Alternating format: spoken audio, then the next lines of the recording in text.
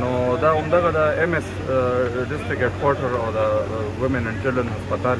او د ستاسو صحافیانو چې کومه مسله راغلې وه نو زه به دې کې دوه درې خبرې وکړم او دا به ډېرې کلیر وکړم. یو خو دا ده چې صحافي برادري چې زمونږ کوم ده نو دا زمونږ غوږونه هم دي او دا زمونږ سترګې هم دي. که چېرې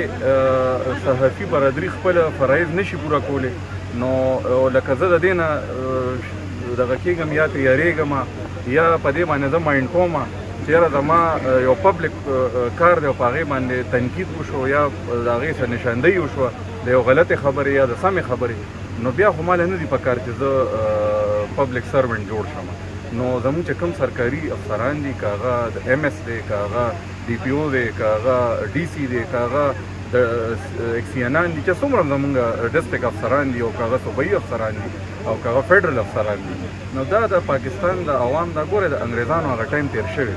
د انګریزانو په وخت کې به بیوروکراسي یا افسر چې ونو هغه به حاکم او عوام به د هغوی محکوم وو. اوس چې کوم دی دا زموږ خپل ملک دی آزاد ملک دی په دې کې دوی ته د دې په رولس کې هم دا پبلک سروینټ دی. د پبلک سروینټ مطلب دا دی چې د عوامو خدمتګار دي او د صحافي برادرۍ خو کار دا دی او خاص کر هسپتال یو داسې ځای دی چې هغه ډایرکټلی مونږ او تاسو او عوام په هغې باندې افیکټ کېږي. نو زه بالکل دې کې کلیر یم چې صحافي برادري که په هغې باندې څه قطغنونه یا پابندیانې لګي نو دغه زه بالکل خلاف یم. دا د آئین هم خلاف دي دا د قانون هم خلاف دي او دا د دې ملک کې د هر قسمه د روایات هم خلاف دي. زمونږ د دې چارسدې یا زمونږ د دې علاقې څه روایات هم دي. نو الف خان که صحافي هم دی خو بیا زمونږ د علاقې هم دی نو مونږ الف خان رور سره او صحافي برادرۍ سره بالکل ولاړ یو. دا پروا نه کوو چې یاره زمونږ حکومت دی یا زمونږ افسر دی د حکومت دا دې وخت کې د چارسدې ایشو ده. د چارسدې په ایشو مونږ حکومت ته او د غیر حکومت ته مونږ نه ګورو. نو څومره پورې چې زه خبر یم او ما چې معلومات کړي دي نو تاسو کتلي نو صرف خپل فرایض د انجام دهۍ دپاره تللی نو د ایم اس صاحب زما په خیال چې ډېر غلط کار یې کړی دی او په دې کې ما سره بیا رابطه مو شوله جرنلیست کمیونټي د اړخ نه د فیض محمد له چې کله عمرې نه راغی او د ټول سچویشن باندې زه پوه کړم نو انشاءالله دا ایشو به زه چې کوم زمونږ هیلث منسټر دی تیمور جګړه صاحب نو زه به هغه سره نن یا که نن ونه شو نن زمونږ جلسه هم ده په ثوابۍ کې نو سبا له به زه هغه سره په دې باندې میټینګ کوم او دې ټول هر څه نه به زه خبروم او مونږ دا غواړو چې مونږ له داسې یو کس پکار دی چې هغه لږ شانتې کول ماینډډ وي. دا د هسپتال مسلې دي په دې کې مونږ له لږ شانتې داسې سړی پکار دی چې قلار وي هغه خپلې ډیوټۍ سره کار. اوس چې زه مثالا زه یم چې زه خان یم نو بیا خو پکار دی چې زه په خپله حجره کې کښېنم او بس زه د ایم پي ایتو پرېږدم او عوامي خدمت هم پرېږدم ځکه چې ما له بیا په وړو وړو خبرو غوسه راځي زه به بیا د چا خبره نه ورم زه به د چا خبره وړم نه نو او که نه زه یم چې زه ایم پي ای یم نو بیا به زه هغه خپله خاني او هغه هر څه به زه سایډ ته کوم بیا به زه د عوامو خدمت کوم. نو د ایم اس صاحب ته هم زه دا وایم چې ته پبلک سروینټ یې نو ته پبلک سروینټ اوسېږه او په ښه اخلاقو باندې هر چا سره ملاوېږه. حاکم نه بدماش نه داسې څه نور څه دغه نه چې ته خان یې او مونږ ستا په کوټه کې اوسېږو نو زمونږ د ټول د چارسدې نو انشاءالله دا ایشو به زه چې کوم زمونږ هیلث منسټر دی تیمور جګړه صاحب نو زه به هغه سره نن یا که نن ونه شو نن زمونږ جلسه هم ده په ثوابۍ کې نو سبا له به زه هغه سره په دې باندې میټینګ کوم او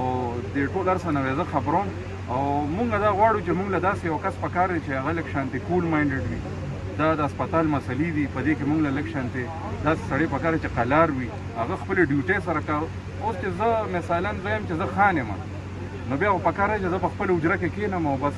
زه د ایم پي ایتو پرېږدم او عوامي خدمت هم پرېږدم ځکه چې ما له بیا په وړو وړو خبرو غوسه راځي زه به بیا د چا خبره نه ورم زه به د چا خبره وړم نه نو او که نه زه یم چې زه ایم پي ای یم نو بیا به زه هغه خپله خاني او هغه هر څه به زه سایډ ته کوم بیا به زه د عوامو خدمت کوم. نو د ایم اس صاحب ته هم زه دا وایم چې ته پبلک سروینټ یې نو ته پبلک سروینټ اوسېږه او په ښه اخلاقو باندې هر چا سره ملاوېږه. حاکم نه بدماش نه داسې څه نور څه دغه نه چې ته خان یې او مونږ ستا په کوټه کې اوسېږو نو زمونږ د ټول د چارسدې د خلکو په دې باندې ډېر زیات خفګان دی او زه وایم که اول خو د خپله رویه چې کومه ده نو دا ټیکول پکار دي او که دغسې نه نو بس بیا خیر دی په دې صوبه کې او په دې ضلع کې بیا ایون ډېر ښه ډاکټران هم شته او افسران هم شته دي نو ضروري خو نه ده اوس مثلا که زه دا وایم چې زه یم او بل څوک نشته دا غلطه خبره ده بلا خلک په دې مخبرو کې پراته دي چې هغوی وایي چې مونږ بیا په دې دنیا کې نه یو نو هغوی به مطلب دی چې دا دنیا به نه چلېږي نو یو افسر که بل ضلع ته ټرانسفر شي او دلته کې بل افسر راشي نو زما په خیال څه داسې بده خبره نه ده سلطان همداس روان دي چې بیچوتې جوړوي یعنې دوه ډاکټره په هغې کې ډوټۍ کړي دې ځای نه ګایني واټ ختم شو دې نه به خبر یې قام په دې ډېر زیات خفه دی ما هغه ورځ لږ ډېر د دې معلومات اخیستي وو کوم چې چارسدې ډسټرکټ هیډ کوارټر اسپتال دی هغه چونکې اے ګریډ والا اسپتال دی نو دا وی په دې اے ګریډ اسپتال کې په پوره صوبه کې داسې نشته چې 2 یونټه یا 2 واډونه چې کم دي دا ته نه ختم وي او دا 2 پکې لکه پیډز یعنی د ماشومانو او ګایني چې کم د زنانو او د غي نو دا واحد اے ګریډ اسپتال له بدقسمتۍ نه چې د دې نه دا دوانه ختم شوي دي نو ګوره ښه خبره ده رزړو اسپتال چې دی اخو زما په خپل کلي کې دی هغه ځان له د هغې دپاره تاسو ته پته مونږ کومې منډې ترړې والي دي شروع شوې په یو ټایم کې مونږ ورسره منډې ترړې ووالې فنډ زه مولا د پرویز خټک صاحب ټایم کې روړل د محمود خان صاحب په ټایم کې مولا روړل او هغه دا د فنکشنل شو د دې دا مقصد نه دی چې دا اسپتال دې شروع شي نو هغه بل دې بند شي هغه د په خپل ځای چلیږي چونکې هغه په یو ګنجان آباد علاقه کې او په هیډ کوارټر کې پروت دی دا د په خپل ځای باندې خو چلیږي ځکه چې دا هم یو ښه غټ اسپتال دی نو بالکل زه خو د دې خلاف یم چې هره ډسټرکټ هیډ کوارټر اسپتال نه اے ګریډ اسپتال دی او د هغې نه دې واډونه ختم شي نو انشاءالله دا ایشو به زه هم صوبۍ حکومت اړخ ته بیا زه وړم انشاءالله او د چارسدې خلکو ته دا وایم چې تاسو به ښه ریزلټس انشاءالله په را روانو ورځو کې وینئ زیاته مننه کتونکو دا 400 وال ایم پی ای پخوانی وزیر چې کوم دی سلطان محمد خان کلیر کټ خبرې وکړې یقینا نن مړه خوشحاله شو ولې چې څلور ایم پی ایګان دي میناګان دوی میناګان دي خبرې ورسره کوو داسې شپ شپ شپ شپ شپ شپ موږ هم په سپي نه کړو چې ادې وایي څه چې خدای داسې اریان کړي چې زه یې سینګاریان کړم دغه شانتې کلیر خبرې وکړلې او دا چې کوم دی نو اصل 400 وال او اصل د 400 په خلکو کې